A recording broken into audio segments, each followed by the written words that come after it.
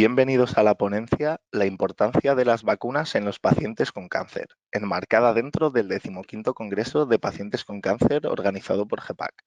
En esta jornada hablaremos sobre todo lo relacionado con las vacunas y el cáncer. Contamos para ello con el doctor Ángel Gil de Miguel, catedrático de Medicina Preventiva y Salud Pública y director de la Cátedra de Innovación y Gestión Sanitaria en la Universidad Rey Juan Carlos. Aprovechamos esta pequeña introducción para agradecerle en nombre del Grupo Español de Pacientes con Cáncer su participación y colaboración en este congreso. Pues Ángel, te permito que nos muestres la presentación. Muy bien, pues muchísimas gracias. Gracias a GEPAC por contar un año más conmigo y poder participar en este caso en este 15º Congreso que hacemos de una forma virtual y espero que al año que viene se pueda volver a hacer presencial porque realmente es un momento y un lugar de encuentro tremendamente positivo, ¿no? Y que merece la pena que se pueda hacer así. Pero bueno, bienvenido sea esta nueva forma de hacer las cosas para que nos permita por lo menos no pararnos y seguir en activo. Voy a compartir Ángel, mi pantalla. Sí, disculpa. Eso te iba a decir, que no se veía la presentación. sí, voy a Vale. compartir ya mi pantalla y bueno, pues como ya se ha dicho, el tema que voy a tratar con ustedes es la vacunación en los pacientes con cáncer y fundamentalmente pues aquellas medidas de prevención de determinadas enfermedades inmunoprevenibles que son graves, son importantes, pero que además en el paciente con cáncer, sobre todo cuando está sometido a tratamientos, ya sean quimioterápicos, radioterápicos, etcétera, etcétera, pues pueden tener unas serias complicaciones, ¿no? Al hilo de esto y ya centrándonos propiamente en la presentación, lo primero que quiero ponerles es el calendario de vacunación para toda la vida. Como todos ustedes saben, en el año 2019 se tomó una decisión muy importante y era de no hablar de calendario de vacunación para una edad determinada, sobre todo para la edad pediátrica, sino hablar del calendario de vacunación para toda la vida, incluyendo una serie de vacunas que evidentemente incluyen la edad pediátrica, pero si se fijan en la primera de las columnas ya podemos ver que se está haciendo hincapié en la importancia de la vacunación prenatal. Ya estamos vacunando a las mujeres embarazadas frente a tétanos, difteria y sobre todo frente a tosferina y también la vacunamos frente a gripe. Luego tenemos toda la edad pediátrica en el que incorporamos la vacunación y luego a partir de los 15, 18 años pues algunas vacunas que en el fondo son dosis de recuerdo que tenemos que administrar, pero sobre todo quizás a partir de los 65 años la importancia de la vacunación frente a dos enfermedades que en las personas mayores, pero también en las personas con cáncer, aunque no tengan esa edad, van a ser muy importantes, como la vacuna frente al neumococo y la vacuna frente a la gripe.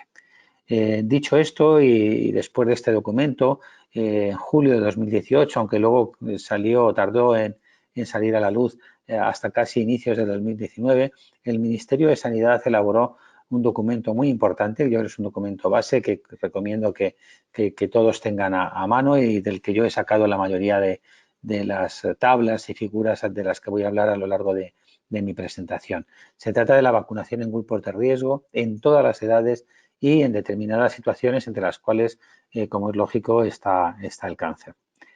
Al hilo de esto, este documento tiene dos tablas importantes que hacen referencia a la vacunación, calendario de vacunación en menores y adolescentes menos de 18 años en condiciones de riesgo. Y como digo, en estas condiciones de riesgo hay que tener claro que hay una serie de vacunas que están indicadas, pero también algunas que están contraindicadas. Dentro de esta tabla nos vamos a centrar fundamentalmente en la columna que pone inmunodepresión, excepto VIH, dado que el resto de las columnas, como ven, la primera habla de embarazo, la segunda es esta de inmunodepresión, excepto VIH, luego habla también de todo lo que tiene que ver con la infección por VIH, los asplénicos y determinadas patologías crónicas. Estamos en los menores y en los adolescentes. Y al hilo de esto sí que me gustaría destacar algo muy importante, que en este grupo y ante una situación de riesgo como puede ser el cáncer, hay una serie de vacunas que están contraindicadas. Son fundamentalmente dos de la edad pediátrica. Una de ellas es la vacuna triple vírica, que lleva los componentes de rubiola, sarampión y paperas, y la otra es la vacuna de la varicela. ¿Por qué están contraindicadas estas vacunas? Porque son vacunas atenuadas, vacunas en las que estos virus han sido atenuados, simplemente atenuados para que sean capaces de producir la la producción de anticuerpos, estimular la producción de anticuerpos, pero que no sean capaces de producir la enfermedad. Pero bien, cuando estamos en una situación de inmunosupresión, como el virus está atenuado, sí que podría inducir la presencia de la producción de la enfermedad. Y por eso, ante situaciones de inmunodepresión importantes, como puede ser el cáncer, o vemos también en el caso de la infección por VIH cuando tienen menos de 200 linfocitos CD4, o también el embarazo, evidentemente son vacunas que no se deben emplear. Las demás sí las podríamos emplear, pero esta tabla, como digo, hace referencia a los menores y a los adolescentes. ¿Y qué sucede? Pues que los menores y adolescentes en nuestro país, el 98% de ellos están vacunados y por eso, si nos damos cuenta en esta gráfica, al final, en esa situación, solo tendríamos que emplear la vacunación frente al neumococo y la vacunación frente a la gripe. Lo que se plantea es utilizar la vacuna antigripal todos los años. Insisto, un niño entre los 6 meses de edad y los 18 años de edad que tenga un problema relativo relacionado con el cáncer debe ser vacunado frente a la gripe todos los años.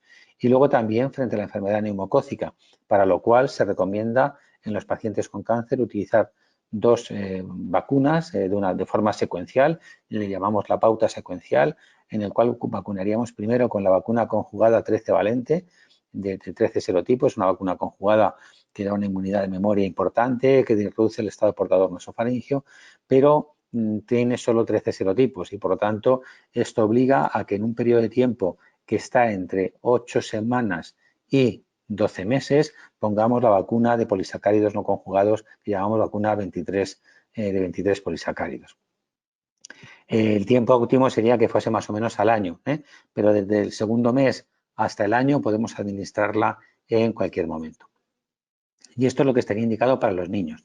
Estamos hablando de niños y de menores, insisto, en los cuales se ha cumplido, los padres han cumplido adecuadamente bien con todo lo que tiene que ver con la administración de su calendario de vacunación.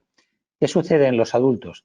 En los adultos, aquí ya vemos esta tabla que refleja a todos los mayores de 18 años con condiciones de riesgo. También aquí está el embarazo en la primera columna, en la segunda hace referencia a la inmunodepresión, que es la que nos vamos a centrar, luego habla de la infección por VIH, luego nos comenta lo que es la esplenia y determinadas enfermedades crónicas, entre las cuales está la enfermedad hepática, el alcoholismo crónico, está el tabaquismo también. Aquí también estamos todo el personal sanitario y está la condición para la población homosexual masculina, ¿no? Y por lo tanto aquí sí que tenemos que administrar algunas vacunas. También en este grupo, evidentemente, por el hecho de ser adultos no evita la situación de que las vacunas atenuadas estén contraindicadas y, por lo tanto, la vacuna frente al sarampión, rubiola y parotiditis, la que llamamos triple vírica, estaría contraindicada en los pacientes con cáncer, en esa situación sobre todo cuando están en una situación de inmunodepresión, y también la vacuna de la varicela. Y las vacunas que tendríamos que administrar y que estarían indicadas serían también la vacuna frente a la gripe, insisto que se administraría todos los años, y las vacunas frente al neumococo con la misma pauta que hemos dicho en los niños. La vacuna conjugada 13 valente como primera vacuna a administrar y después a los 2 o 12 meses, en ese periodo de tiempo, administrar una dosis de la vacuna de 23 polisacáridos. También aquí quería hacer una salvedad y es que muchas veces el paciente con cáncer ha superado su cáncer, se encuentra bien, pero bueno, también por la edad o por otra serie de condiciones, en un momento dado puede tener una enfermedad renal crónica, puede tener una enfermedad cardiovascular, respiratoria o hepática crónica, puede ser fumador, posiblemente no, pero algunas personas pueden mantener el hábito tabáquico. Pues bien, tenemos que tener en cuenta que en esos casos sí que deben de ser administradas otra serie de vacunas. Por supuesto, insisto, siempre vacuna de gripe y vacuna antineumocócica, pero en algunos casos hay que complementar con algunas otras vacunas, ¿no? Y eso ahora en algunas otras tablas ya pormenorizadas que están dentro de ese documento que os comentaba, pues las vamos a ir comentando. Lo primero es definir, ¿no?, qué entendemos por inmunodeficiencia de alto nivel o de bajo nivel, ¿no? Y como podemos ver en esta tabla, entre esa inmunosupresión de alto nivel están inmunodeficiencias combinadas, pero sobre todo la quimioterapia oncológica. En la recepción de determinados quimioterápicos como la ciclofosfamida, metotrexate, etcétera, etcétera, son evidentemente situaciones que van a llevar implícita una inmunosupresión. Por lo tanto, eso tenemos que tenerlo en cuenta. También las terapias con corticoides o las terapias actuales con inmunomoduladores biológicos. Sabemos que tenemos enfermedades como artritis reumatoide, lupus eritematoso, enfermedad inflamatoria intestinal, montones de patologías que llamamos que están inmunomediadas, en las cuales tenemos tratamientos actuales muy buenos, ¿no? El adalimumab, certolizumab, etcétera, etcétera. Tratamientos muy buenos, también anticuerpos monoclonales, no solo factores de necrosis tumoral alfa-TNF, sino también factores de anticuerpos monoclonales antilinfocitos B o anticuerpos monoclonales antilinfocitos T, ¿no? Todos estos medicamentos producen inmunosupresión y, por lo tanto, también van a requerir el que las personas que lo toman se beneficien de la vacunación para evitar que una enfermedad inmunoprevenible pueda ser grave en ellos o incluso inducir a una hospitalización, un ingreso en UCI o incluso la muerte. También en esta inmunosupresión de alto nivel estarían los trasplantes, ya sea un trasplante de órgano sólido o trasplante de órganos hematopoyéticos, de progenitores hematopoyéticos. De manera que vamos a ver que en este documento, y las vamos a poner a continuación, habrá una tabla específica para las personas que han recibido un trasplante de órgano sólido o trasplantes de progenitores hematopoyéticos. ¿De acuerdo? Continuando con eso, también hay inmunosupresiones de bajo nivel, que por ser de bajo nivel quizás no hay que insistir tanto, pero bueno, en algunos casos también es muy importante, está todo el tema de VIH, pero también está la recepción de corticoides sistémicos como una parte importante a la hora de contemplar la vacunación y la recepción de algunos medicamentos como metotrexato, ¿no?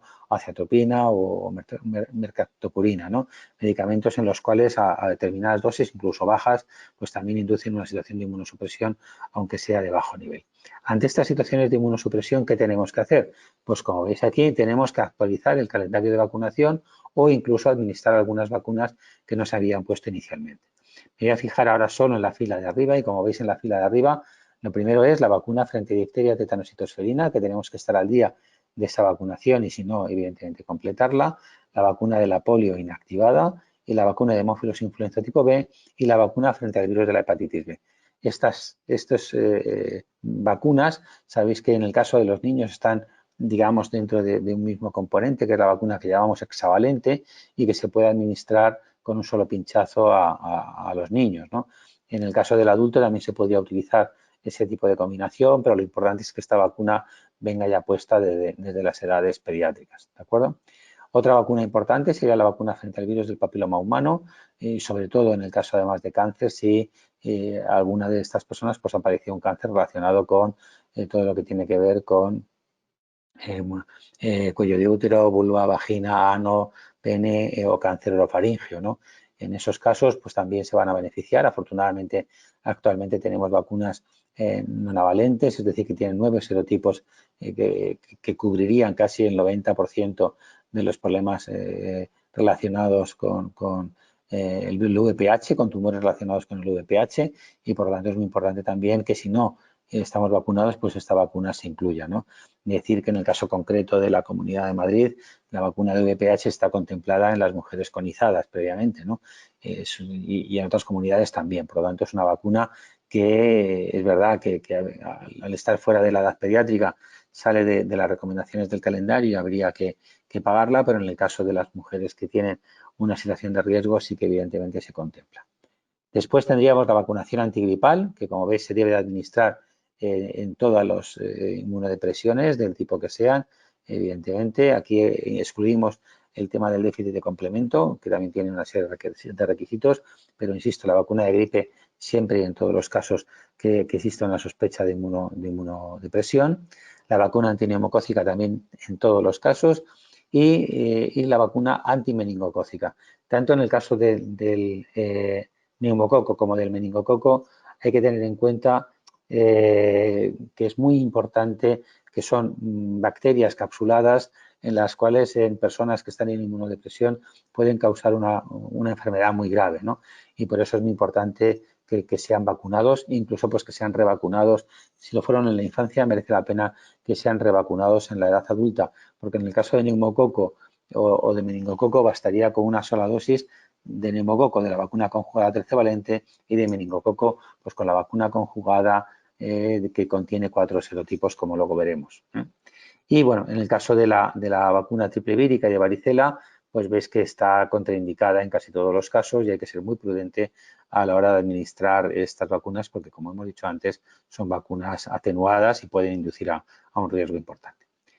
Continuando con esto, y esta tabla no la voy a desmenuzar, pero simplemente lo que he dicho antes, tenemos fármacos inmunosupresores e inmunomoduladores. No solo es el cáncer, sino el hecho de estar tomando en un momento dado alguno de los medicamentos que aquí contemplamos. Insisto, anticuerpos monoclonales, inmunomoduladores, quimioterápicos, glucocorticoides.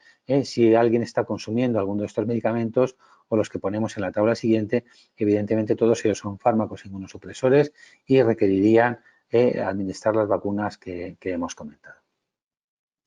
También a veces y posiblemente a lo mejor en algún caso pues se hayan preguntado ¿ha pasado usted tales enfermedades como sarampión, varicela o hepatitis B o ha sido vacunado o no ha sido vacunado? Y a veces se plantea la necesidad de hacer un estudio serológico previo, simplemente coger una muestra de sangre y ver si se tienen anticuerpos frente a los famosos IgG, frente a sarampión, varicela o frente a hepatitis B, ¿no? Pues en este caso, en algunos casos en concreto, frente a estas enfermedades, pues sí que merece la pena que se haga esta determinación de anticuerpos. Un paciente con cáncer que recibió la vacuna hace ya unos años y demás, pues a lo mejor merece la pena hacer marcadores, sobre todo en el caso de sarampión y de varicela, que son vacunas atenuadas y que no las podemos administrar, podemos hacer esa serología previa para tener la garantía de si la pasó o no la pasó. Y si son negativos, pues se puede administrar una dosis, pero lo importante es que se haga siempre al menos 4 semanas antes de comenzar el tratamiento. O 2 dosis separadas por 4 semanas si se dispone de tiempo suficiente para poder hacerlo. De manera que sarampión y varicela las podemos poner, pero al menos 4 semanas antes de comenzar el tratamiento inmunosupresor. Y en el caso de hepatitis B, la verdad es que una vacuna inactivada, tremendamente segura y se podría administrar si tenemos la garantía de que nuestros anticuerpos son negativos, pues fácilmente hacer una pauta completa de vacunación con la pauta convencional que muchos ya conocen, que es una dosis inicial, otra segunda al mes y una tercera a los 6 meses. También decíamos que están los corticoides o los tratamientos inmunosupresores que hay condicionando una situación de inmunosupresión que hay que tener en cuenta. Y bueno, en ese tener en cuenta lo que tenemos que saber es que, lo que he dicho antes, hay que plantearnos cuándo vamos a vacunar. Si podemos planificar el tratamiento con los corticoides o con los otros inmunosupresores, pues en la medida de lo posible, si la vacuna va a ser atenuada, importante hacer siempre vacunar 4 semanas antes del inicio del tratamiento. Si la vacuna es inactivada, pues 2 semanas antes del inicio del tratamiento. ¿De acuerdo?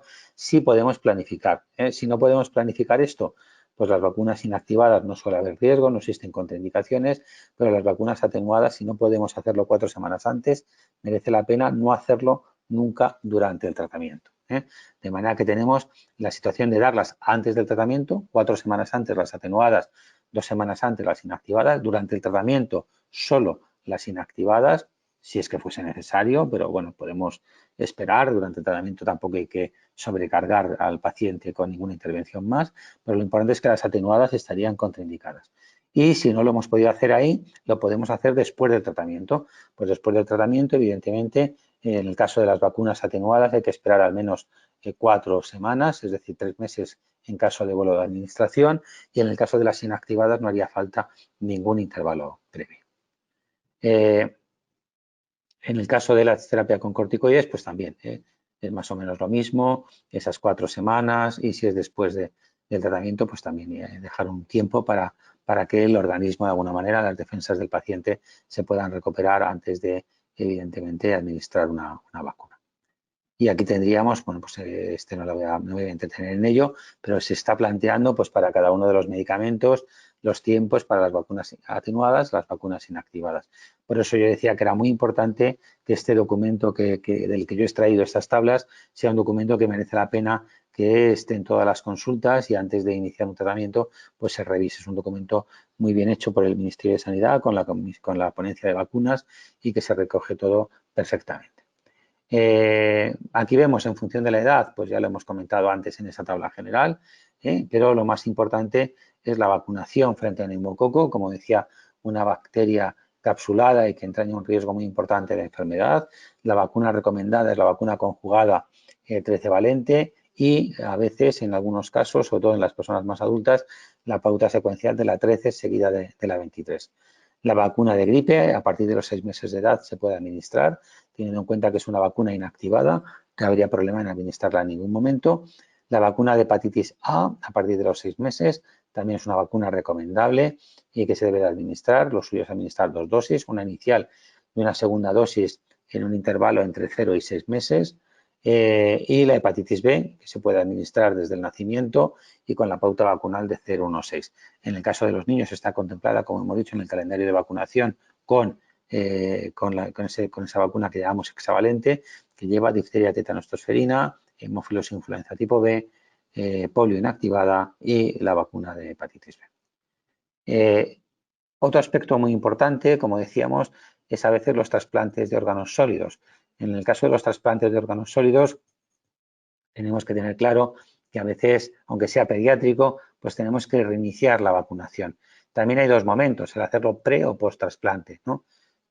Pretrasplante, saber que solo lo podemos hacer en el caso de gripe a partir de los 6 meses de edad, y en el posttrasplante ya había que hacerlo de forma anual. En la vacuna triple vírica, antes del trasplante se podía administrar, después del trasplante estaría contraindicada. La de varicela exactamente igual, porque como hemos dicho son vacunas atenuadas. Y luego las vacunas de hepatitis A, hepatitis B, etcétera, etcétera, pues lo adaptamos al calendario del niño y se pueden utilizar todas ellas, tanto pre como post trasplante, sin ningún problema. Solo habría que hacer anticuerpos post vacunación en el caso de la varicela, de la hepatitis B y de la hepatitis A. También las personas adultas pueden necesitar trasplantes de órgano sólido y básicamente la pauta sería la misma, vacuna de gripe, triple vírica, hepatitis A, hepatitis B. La vacuna de DTPA es una vacuna de baja carga antigénica, también ponemos neumococo y VPH. Y quizás el único componente que es nuevo, aparece ahí como HC, sería la vacuna frente al herpes zóster. La vacuna frente al herpes zóster, hay dos en este momento, una vacuna atenuada que no se podría poner y por eso ponemos esa barra y esa SU, que quiere decir que es la vacuna que se ha obtenido por ingeniería genética, que en este momento solo está disponible precisamente para personas inmunodeprimidas. Dentro de unos años posiblemente sea disponible para toda la población adulta mayor de 50 años, pero hoy en día solo se puede pedir para precisamente pacientes inmunodeprimidos y en concreto las personas que han tenido un trasplante de órgano sólido. Y hay un aspecto muy importante que siempre hablamos del paciente con cáncer, hablamos del paciente trasplantado, del paciente inmunodeprimido, pero otro aspecto muy importante son las personas que conviven con estos pacientes, ¿no? Pues bien, tenemos que tener en cuenta que los convivientes también tenemos que vacunarnos y en ese vacunarnos hay vacunas como la de la gripe que está recomendada, la vacuna triple vírica también está recomendada, es una vacuna que, como es lógico, tenemos que vacunarnos y durante en el espacio siguiente a la vacunación tener cuidado porque es una vacuna atenuada y tenemos que tener cuidado de la relación o el trato que tengamos con el paciente y lo mismo sucede con la vacuna de varicela. Pero es muy importante que los convivientes estemos vacunados de triple vírica y de varicela para que nosotros no le podamos contagiar a ese paciente de estas enfermedades, que si la vacuna atenuada ya está contraindicada en ellos, la enfermedad puede ser mortal en estos casos, ¿de acuerdo? Lo siguiente sería las personas que reciben trasplantes de órganos hematopoyéticos, ¿no? Y en este caso, básicamente, no hacemos nada pre-trasplante, todo tiene que ser post-trasplante y lo importante es que lo iniciamos a los 3 meses tras el trasplante, ¿no? Primero, la más importante que tenemos que aplicar sería la vacuna frente a neumococo, veis ahí sería a los 3, 4 y 5 meses post-trasplante, luego la vacuna la vacuna de 23 polisacáridos que se pondría a los 12 meses post-trasplante. Luego, lo que contiene la vacuna hexavalente, que serían las vacunas de difteria, tétanos, tosferina, polio, hemófilos y hepatitis B, que como veis ahí sería a los 6, 7 y 8 meses post-trasplante, con una dosis de recuerdo a los 18 meses post-trasplante. Luego la vacuna conjugada frente a meningococos A, C, Y y W, con 2 dosis, una a los 12 meses y otra a los 18 meses. También se recomienda la vacuna del meningococo B, con esa pauta de los 12 meses y 18 meses. La vacuna de gripe a partir de los 6 meses de forma anual. La del herpes zóster, bueno, pues también estaría contemplada. triple vírica y varicela con las condicionantes que hemos planteado antes, pero fijaros que es al menos 2 años después del trasplante, ¿de acuerdo? Hay que esperar hasta 24 meses para poder ser administrados. Hepatitis A, que sería a los 12 y 18 meses, y papilomavirus son 3 dosis y por lo tanto sería a los 12, la segunda entre los 13 y 14 meses post-trasplante y la tercera a los 3 meses post-trasplante. Lo que vemos aquí es que hemos construido un calendario a partir del momento del trasplante de los órganos de progenitores hematopoyéticos, ¿no? Y a los 3 meses de ese momento empezamos a diseñar el calendario de vacunación específico para esa persona. Se puede vacunar, sí, post-trasplante y a partir del tercer mes con las pautas que aquí se están estableciendo. Por último, y ya estamos finalizando, tendríamos también que vacunar a los convivientes con trasplantes de órganos hematopoyéticos, lo que hemos dicho antes, gripe, triple vírica y varicela. Triple vírica y varicela, siempre, como esto se va a planificar, siempre intentar hacerlo con un tiempo de antelación suficiente para que incluso la vacunación no entrañe un riesgo, ¿vale? Y en el caso de los menores, pues simplemente sería estar un poco al día. Los menores con cáncer y hematopatías malignas, pues hay que completar la vacunación si no la tienen completada con lo que corresponda a su edad y simplemente pues es completar con las vacunas de calendario, intentando completar adecuadamente su vacunación para que tengan al final su vacuna de triple vírica, varicela, neumococo, gripe, etcétera, etcétera.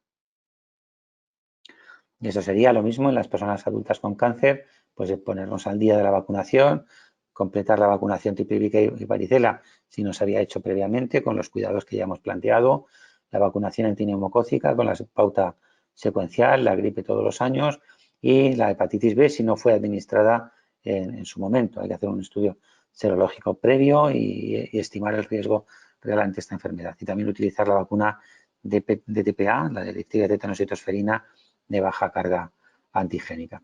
Ya para ir finalizando, como hemos visto, la vacunación frente al neumococo es de las más importantes en el caso de los pacientes con cáncer, con esa pauta secuencial que hemos planteado y recientemente aquí están todas las situaciones en las que tiene que ser vacunada una persona de neumococo.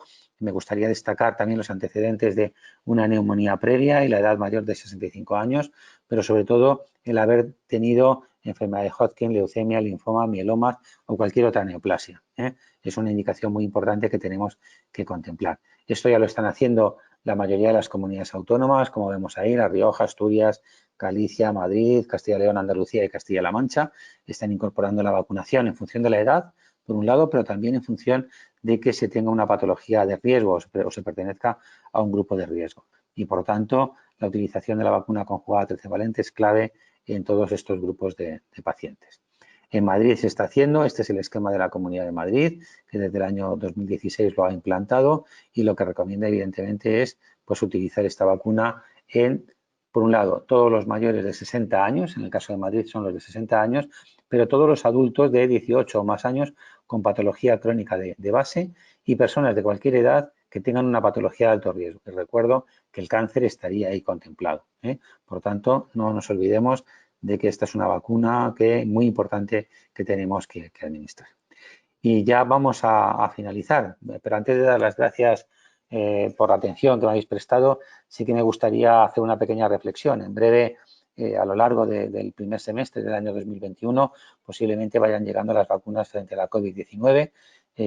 Son vacunas que, como es lógico, están pasando todos los filtros que tienen que pasar de las agencias reguladoras y que cuando se comercialicen, las que se comercialicen, tenemos que tener las garantías de que han pasado por el control de la FDA en Estados Unidos o de la Agencia Europea del Medicamento, de nuestra Agencia Española del Medicamento, de manera que todo lo que se autorice habrá cumplido los requisitos de ética y de rigor clínico y tendrán los criterios de eficacia y de seguridad que se exige a cualquier vacuna. No hay que olvidar que en el caso de las vacunas, los ensayos clínicos en fase 3 se suelen hacer en grupos muy grandes de población, 40, 50.000 personas. Yo recuerdo la vacuna rotavirus que se probó en 75.000 niños. O sea, realmente en grupos muy grandes bueno, pues porque en el fondo al final se va a poner a población sana o a población de riesgo y por lo tanto tenemos que tener esa gran seguridad.